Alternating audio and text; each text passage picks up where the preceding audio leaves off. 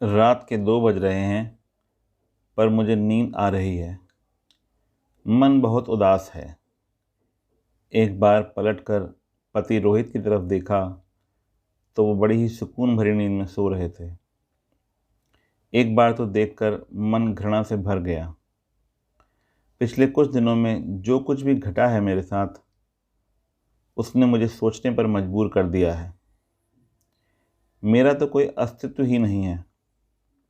जिसने जैसा चाहा वैसा चलाया और अब जैसा चाह रहे हैं वैसे ही सांचे में ढालने की कोशिश कर रहे हैं, और उसमें मेरे पति का योगदान सबसे ज़्यादा है। मेरा नाम जूही है। मैं अपने ससुराल में छोटी बहू हूँ। मेरे ससुराल में मेरी सास सविता जी, मेरे पति रोहित और मैं और हमारा एक बेटा है। अब आते हैं असल मुद्दे पर। दरअसल अभी 1 महीने पहले मेरे पिता का आकस्मिक निधन हो गया। घर में माँ के अलावा कोई नहीं बचा। मैं अपने माता पिता की इकलौती संतान हूँ। मम्मी पापा बताते थे कि मेरे जन्म के 2 साल बाद एक बेटा हुआ था, पर वह 2 दिन से ज़्यादा जी नहीं पाया। इसे अपनी नियति मानकर उन्होंने मेरी परवरिश पर ही ध्यान दिया और दूसरे बच्चे की आस छोड़ दी। खैर, पिताजी की मृत्यु के बाद अब कई फैसले लेने थे। सबसे बड़ा फैसला कि माँ कहाँ रहेगी, क्योंकि माँ बिल्कुल अकेली हो चुकी थी। इसलिए मैं उन्हें अकेला छोड़ना नहीं चाहती थी, लेकिन ससुराल में माँ का लाने का भी तैयार नहीं थी। कारण, जब मेरे बेटे ने जन्म लिया था उस समय मेरी माँ यहाँ 1 महीने के लिए आई थी। मेरी सास और मेरे पति ने तो उन्हें नौकरानी ही समझ लिया था। बेचारी मेरी माँ सुबह से रात तक काम में ही लगी रहती थी, पर मजाल है कि दोनों माँ बेटे में से कोई उनकी मदद तो करा दे। लेकिन इस बारे में रोहित को कोई चिंता नहीं थी, बल्कि वह तो दिन रात यही बातें करता था कि प्रॉपर्टी का क्या करना है, क्योंकि उन्हें अच्छे से पता था कि माँ ने पूरा फैसला मेरे ऊपर डाल दिया है। लेकिन मैं तो यह देखकर हैरान थी कि ससुराल में तो मुझे कभी निर्णय लेने नहीं दिया जाता था, आज मेरे मायके में भी मुझे फैसले लेने का हक नहीं था। रोहित मुझे अपने हिसाब से चलाने की कोशिश कर रहे थे। इस 1 महीने में मुझसे कई बार कह चुके हैं कि अपनी माँ से कहो कि प्रॉपर्टी मेरे नाम कर दे, तो मैं उनकी जिम्मेदारी उठाने को तैयार हूँ। वैसे भी अब वे अकेली क्या कर लेंगी, किसी न किसी सहारे की ज़रूरत तो पड़ेगी ना। पर मेरे मन में नहीं माना। जो इंसान अपनी बीवी के हाथ में खर्चे देने से पहले 10 बार सवाल जवाब करता है, 10 बातें सुनाता है, वे उसकी माँ की खर्चा उठा ले, ऐसा हो नहीं सकता। और दूसरी और ज़रूरी बात, उनकी माँ ने कौन सी अपनी प्रॉपर्टी उनके नाम कर दी है, पर फिर भी खुशी खुशी उनका खर्चा तो उठा रहे हैं ना। इनके भैया भाभी तो बाहर रहते हैं, साल में 2-3 बार आते हैं, सारा खर्चा रोहित ही तो उठाते हैं। तो ये इंसान मेरी माँ से सौदेबाजी क्यों करना चाहता है? बस यही बात मेरे दिल को चुभ रही है। कल रात जब सासू माँ से इस बारे में बात की तो उन्होंने मुझे ही डांट दिया। कहने लगी, क्या गलत कह रहा है वो? मेरा बेटा तुम्हारी माँ के खर्चे क्यों उठाएगा? बेचारे को कोलू का बैल समझ रखा है क्या? पर माँ जी, जैसे आप हमारी जिम्मेदारी हो, वैसे ही मेरी माँ भी तो हमारी जिम्मेदारी है ना। सासू माँ ने कहा, तू मेरी बराबरी अपनी माँ से कर रही है।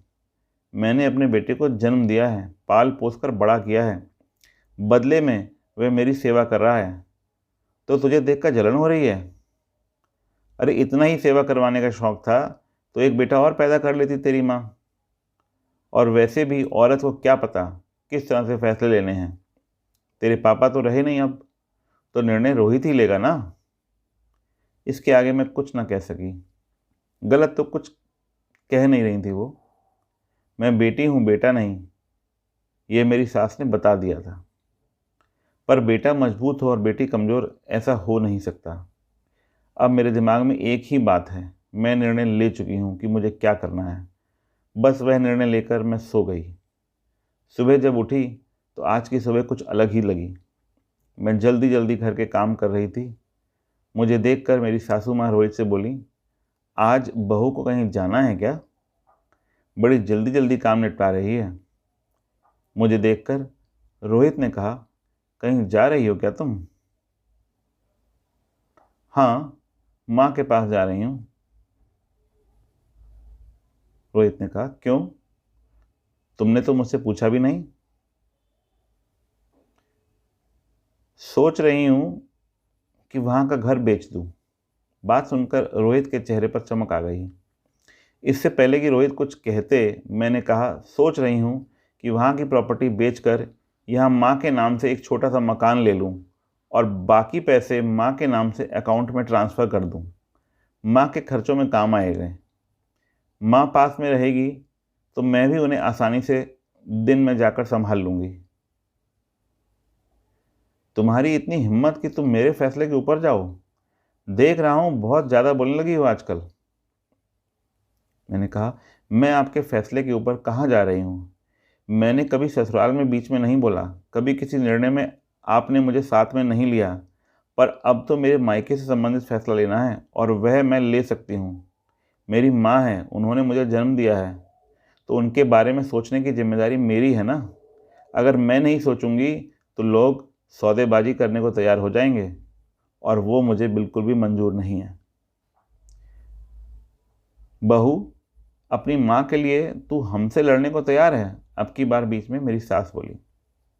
मैंने कहा, देखिए माँ जी, कल आप ही ने मुझे ये रास्ता बताया था। आपने कहा था ना कि वह मेरा बेटा है, वो तुम्हारी माँ की जिम्मेदारी क्यों उठाएगा? इसी तरह मैं अपनी माँ की बेटी हूँ। अगर मुझे रोका तो मैं आपकी जिम्मेदारी नहीं उठाऊंगी। आप अच्छी तरह से याद रखिएगा, आपका बेटा सिर्फ कमाता है, पर इस मकान को घर मैं बनाती हूँ।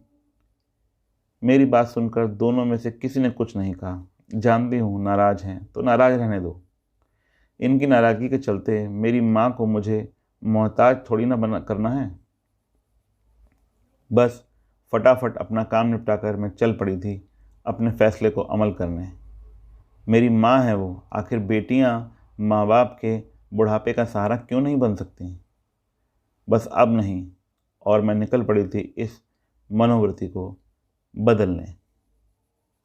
दोस्तों, उम्मीद करता हूँ कि आपको हमारी कहानी पसंद आई होगी। कहानी पसंद आई है तो वीडियो को लाइक करें। चैनल पर यदि नए हैं तो चैनल को सब्सक्राइब करें और हाँ, नोटिफिकेशन बेल को ज़रूर दबाएं ताकि अगली अपडेट सबसे पहले आपको मिले। धन्यवाद।